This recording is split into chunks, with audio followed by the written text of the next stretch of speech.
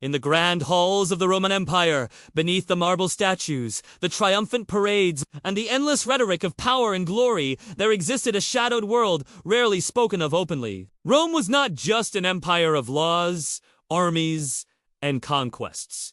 It was also an empire of but. To understand the disturbing realities faced by male concubines, we must first look at the society that created them. A society where dominance and submission were embedded into every aspect of life.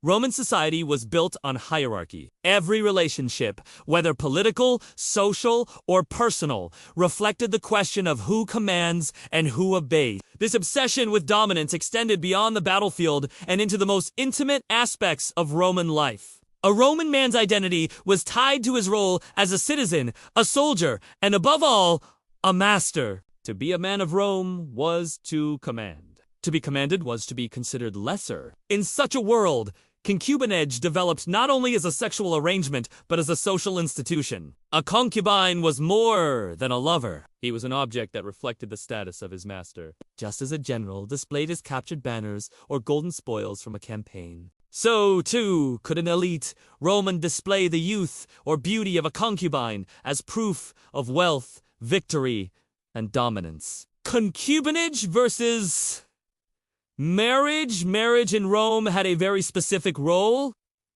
It was about lineage, property, and alliances. Roman men married to produce heirs, to secure wealth, or to build connections between powerful families. Wives were respectable figures who carried the burden of family honor, while concubines were relegated to another category entirely. Unlike marriage, concubinage did not require legal ceremonies, dowries, or contracts. It was informal, flexible, and disturbingly disposable. The lack of formalities also meant the lack of protections. A wife had limited but real rights under Roman law.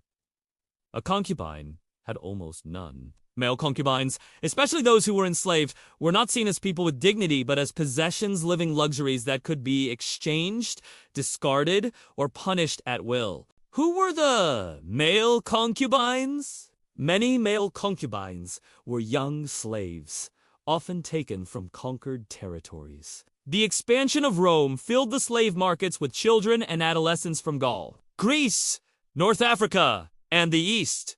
Their beauty or youth could seal their fate as concubines rather than laborers. Wealthy Romans often sent agents to purchase specific boys who matched the standards of attractiveness set by the elite. Others were raised within a household from a young age, carefully groomed for their future role. Not all concubines were slaves. Some freeborn young men, usually from poor families, sold themselves into such arrangements, hoping to climb the social ladder or gain patronage from a powerful master. In rare cases, concubines could influence politics, gain wealth, or even achieve freedom. But these stories were exceptions, overshadowed by the countless others who were trapped in silence and exploitation. The illusion of luxury from the outside, the life of a concubine could appear enviable. They lived in the houses of the elite, surrounded by marble walls, golden goblets, and silk couches. They wore fine clothes, bathed in perfumed waters, and ate from the same kitchens that prepared feasts for senators and generals. Yet beneath this surface lay a darker truth. Their comfort was conditional, entirely dependent on the whims of their masters. A concubine who pleased his master might be showered with gifts one day and whipped the next. His body was not his own. His choices non-existent. He silks, the jewels, the sweet wines, they were never signs of true freedom, only gilded chains. To outsiders, concubines symbolized refinement and culture. To themselves, they often lived with the constant fear of punishment, neglect, or replacement. Masculinity and the double standard. One of the most disturbing aspects of Roman concubinage was how it intersected with Roman ideals of masculinity. In Roman culture, what mattered was not the gender of the partner but the role one played. A freeborn Roman man was expected to dominate, whether with women or with men. To be penetrated, to be placed in a submissive role, was seen as dishonorable for a citizen. Male concubines, therefore, occupied a category outside the realm of honor. For elite Romans, keeping a male concubine was not seen as shameful provided the man remained in the role of master. The shame fell entirely on the concubine,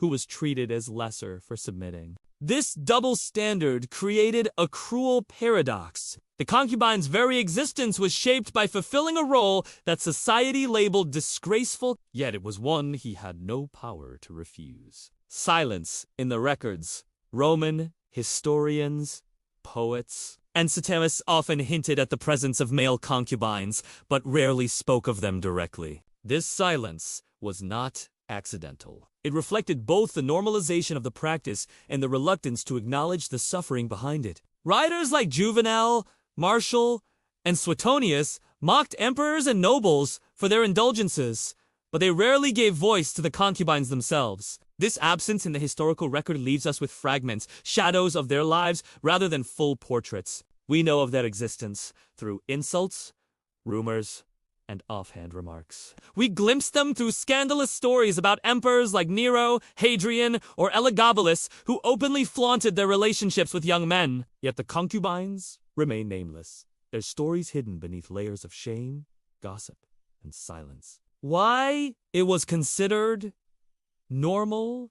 To modern eyes, the practice of keeping male concubines seems horrifying and abusive, but to Romans, it was woven into the fabric of everyday life. Rome was built on conquest, and concubinage was another form of conquest, one not of lands, but of bodies. Just as Roman legions marched into foreign territories and claimed them as Roman masters claimed concubines as tokens of their power. Society accepted this arrangement because it reinforced Rome's obsession with hierarchy. A Roman citizen's authority was never to be questioned, and concubinage provided yet another stage on which that authority could be performed. For the concubines themselves, their suffering was normalized into silence. They were expected to play their part in the great performance of Roman superiority. Transition to the next part. The hidden world of Roman concubinage reveals not only the personal tragedies of those caught within it, but also the larger machinery of power that defined Rome itself. Behind the triumphal arches and Senate debates, there was a constant assertion of control over land,